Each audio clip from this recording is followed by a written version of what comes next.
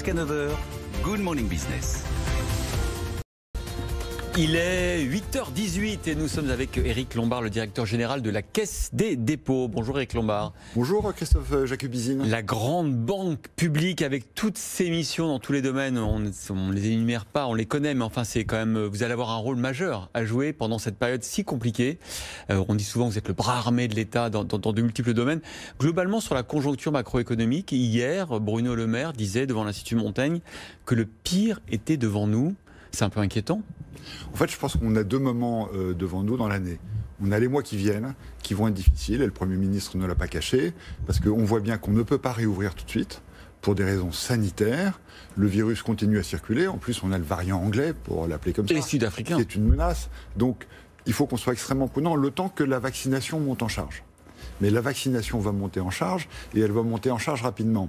Et on peut espérer, peut-être à partir de l'été, c'est donc pas tout de suite, que la situation sanitaire étant beaucoup mieux maîtrisée grâce au vaccin, là l'économie pourra repartir.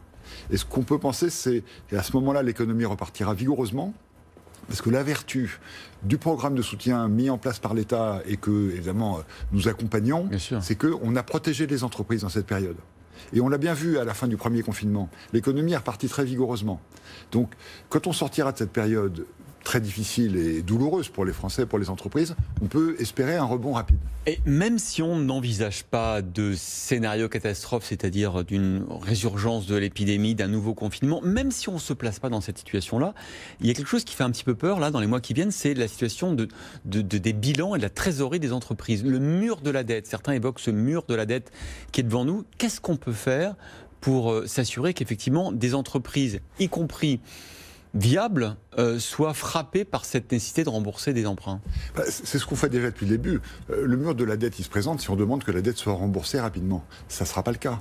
Il y aura des mesures de soutien pour que on ait dans la durée les prêts garantis par l'État. Par exemple, on en a mis en place, grâce à BPI France et au réseau bancaire français, 130 milliards d'euros. Et donc, ces prêts vont être maintenus. Et puis, les réseaux bancaires sont en grande proximité avec les entreprises. Il y a un dialogue constant. Les actionnaires, Dominique Marcel l'a rappelé tout à l'heure, parlant de la compagnie patron de la compagnie des Alpes, sont présents. Et donc, tout le monde est très, très attentif. Tout le monde, vraiment, il y a un accord de place pour que on soutienne notre économie. C'est vital. Il y a François Asselin qui était mon invité il y a 2 jours, qui parlait de son souhait qu'on crée une sorte de prêt consolidé, qu'on consolide tous les prêts des entreprises de manière à pouvoir les rééchelonner. C'est envisageable, ça ? Moi, je pense qu'on est dans une économie ouverte. Il faut laisser les réseaux bancaires travailler avec leurs clients. Un grand système public serait pas pertinent. Serait pas pertinent et puis en plus fonctionnerait pas bien. On a bien vu que le grand succès du prêt garanti par l'État, c'est qu'il a été distribué par les réseaux bancaires, avec une coordination BPI France et avec une garantie par l'État. Mais ça s'est fait par la capillarité des réseaux. Donc je pense qu'il faut continuer avec ces méthodes-là. Elles ont permis à notre économie de tenir assez bien. Le rythme des faillites, évidemment, est embêtant, mais il n'a pas explosé. Non, il a même diminué en 2020. Il a même diminué. Et 30%. Mais il risque de monter cette année. Tout le monde est très attentif. Bon. Vous consolidez une grande partie de l'épargne des Français, notamment l'épargne du livret A. 27 milliards d'euros collectés sur les 11 premiers mois de l'année. Supplémentaires, c'est énorme. Qu'est-ce qu'on va faire de cette épargne des Français qu'ils ont accumulée? Alors d'abord c'est normal puisque les Français peuvent moins consommer, tout le monde le regrette, et donc l'épargne va un peu sur tous les supports et notamment sur le livret A. Et une partie arrive dans les réseaux bancaires et une partie est gérée par la Caisse des dépôts. Cet argent ne dort pas. Cet argent ne dort pas. On a présenté un plan de relance extrêmement vigoureux pour 26 milliards justement, soutenir 26 milliards de fonds propres, mais 70 milliards de prêts. Ouais. Et dans ces 70 milliards... Donc 100 milliards en fait de fonds. Ils sont financés précisément par l'épargne des Français. Et ça va construire des logements sociaux, ça va financer la transition écologique, ça va faire de la cohésion sociale. Et donc cet argent, il est réinvesti au service des Français pour améliorer leur quotidien. Donc je ne dis pas que je ne préférerais pas, en tant que responsable économique, que les Français consomment cet argent, mais en tout cas, il est bien utilisé par la Caisse des dépôts et nous veillons à ce qu'il soit réinvesti. Est-ce que la feuille de route que vous donne l'État, vous êtes, pour schématiser un peu le bras armé bancaire de l'État, quelle est votre feuille de route là, pour cette période, on l'espère, de redressement et de redémarrage. Donc c'est le logement, les investissements d'avenir, le soutien des entreprises grâce aux prêts garantis par l'État. Alors, si je peux me permettre, c'est pas l'État qui nous donne notre feuille de route, parce qu'on a un statut d'autonomie. Un peu quand même, non? C'est plutôt le Parlement. Nous sommes sous la protection du Parlement et une commission de surveillance qui est présidée par Sophie Errand. Il y a une ligne directe avec le ministre de l'économie quand même. Nous avons, pendant le confinement, établi un plan de relance que, évidemment, nous avons été présentés à Bruno Le Maire, que nous avons calé avec lui.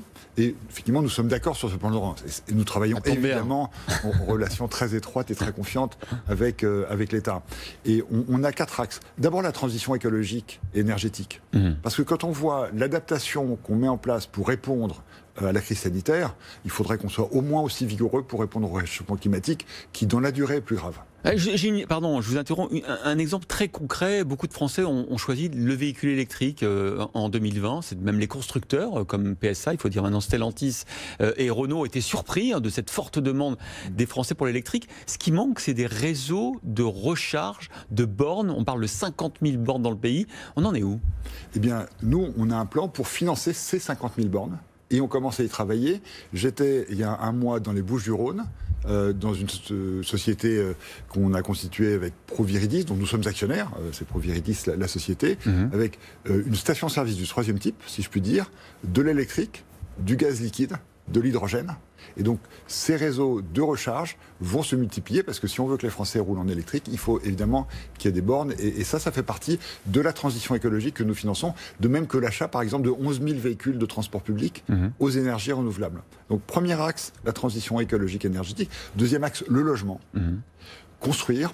On va financer au travers du mouvement HLM de quoi construire 370 000 nouveaux logements dans les années qui viennent. C'est vraiment important. C'est une accélération du rythme. 370 000, c'est sur combien d'années? Alors, ça va être dans les années qui viennent. On construit de l'ordre de 100 000 logements sociaux par an. Et là, c'est un engagement supplémentaire, les 370 000, ou ça correspond au rythme Il faudrait qu'on revienne au rythme antérieur. C'est ça, parce qu'on en réalité, ça a un petit peu baissé, parce qu'il y a un cycle qu'on appelle le cycle électoral, et quand il y a une transition... oui, parce que les équipes sortantes ne donnent plus le permis de construire, etc. Il faut vraiment que la construction revienne. Autour de ça, et ça fait le lien entre ces deux thèmes, il faut qu'on fasse de la rénovation thermique des bâtiments. La ministre Emmanuelle Vargon était hier en déplacement pour encourager cela. Nous, on a prévu de financer la rénovation de 22 millions de mètres carrés. C'est énorme. Éric Lombard, c'est un peu un serpent de mer, si on dit rénovation thermique. On sait pourtant que c'est un gisement d'emplois non délocalisables et d'économie d'énergie et de pas concret vers la transition écologique. Mais on a l'impression que ça reste un peu brouillon, un peu administratif. Les Français ont du mal à savoir quels outils on peut mobiliser pour transformer énergétiquement leur logement. Alors ça se fait dans les logements sociaux, ça se fait. Moi j'étais à Tarbes il y a quelques semaines où on le fait rapidement, mais on le fait évidemment partout en France. Pour les privés, le gouvernement a lancé MaPrimeRénov', qui est une façon de le simplifier. Puis vous avez raison, ça reste compliqué. Et une mission a été confiée par le gouvernement au numéro 2 de la Caisse des dépôts, Olivier Sichel, pour travailler précisément sur le financement de l'offre et la simplification de l'offre, pour que pour les Français, ce soit facile de rénover leur logement. Parce que, avec des conclusions quand pour cette mission? Mi-mars. Mi-mars. Donc ça va aller très vite. Les professionnels sont engagés. Il faut qu'on avance vite. Donc transition, logement, soutien des entreprises, et ça on le fait notamment au travers de BPI France. Puis quatrième point, la cohésion sociale et la formation. On va financer la construction de places d'EHPAD. Et puis autour de cette question de la cohésion sociale, on a mis en place il y a un an un nouveau système, une application. Le compte formation. Mon compte formation. On a quand même déjà 1,4 milliard qui ont été dépensés. Dépensés, ah ouais. 1 milliard l'année dernière, 1 million de formations dispensées, et avec un effet qui est... Je rappelle que tous les salariés peuvent activer leur compte formation sur leur smartphone. Vous l'activez sur votre smartphone, en moyenne 1 500 € par personne, que vous pouvez dépenser à votre main. Et ce qui est passionnant, c'est qu'avant les formations professionnelles, c'était quand même beaucoup des cours d'anglais, ce qui est d'ailleurs très bien, il faut parler l'anglais, et puis beaucoup des permis de conduire. Aujourd'hui, d'abord, c'est beaucoup plus divers. Et surtout, c'était beaucoup pour plutôt les catégories diplômées et autres. Et là, on a réussi à ce que 66% des demandes de formation soient pour des ouvriers, des employés, des techniciens. Et donc, on a une démocratisation. Alors qu'ils faisaient assez peu appel à ces systèmes avant. Ils faisaient assez peu appel. Et le fait que ce soit sur une application qui fonctionne très bien, qui est gérée par la Caisse des dépôts, on a 38 millions de comptes ouverts. Donc c'est vraiment un grand succès. Une question sur le dossier Suez-Veolia, parce que c'est quand même, pardon, mais un peu dérangeant pour la place de Paris de voir à quel point ces deux groupes qui vont quand même devoir travailler ensemble, puisque Veolia a racheté 29% à Engie de Suez. Là, on a encore vu, Veolia précisant son accord hier, Suez le prenant de haut. Ça va finir comment? Parce que je rappelle que vous êtes actionnaire, vous, je crois, à 5,7% de Veolia. Depuis le début de cette affaire, j'appelle au dialogue dans le rôle traditionnel de la Caisse des dépôts, qui est un rôle de place, qu'on soit actionnaire de tel ou tel. Bon, évidemment, on joue notre rôle d'actionnaire, mais surtout, nous appelons au dialogue. Pour quelle raison? C'est que derrière, il y a des milliers de salariés qui sont dans l'incertitude. Et c'est ce dialogue qui va permettre de résoudre cette incertitude pour retrouver des projets positifs pour les deux maisons. Et donc, voilà, à nouveau, je pense qu'il serait utile que les équipes se parlent. Vous le dites ça de manière ferme? Bien sûr.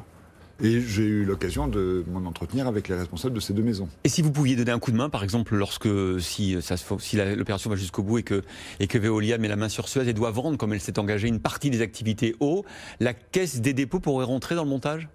S'il y a une solution qui se dégage, qui est une solution partagée, et si l'intervention de la Caisse peut aider à ce que cette solution soit mise en place, naturellement, nous serons présents.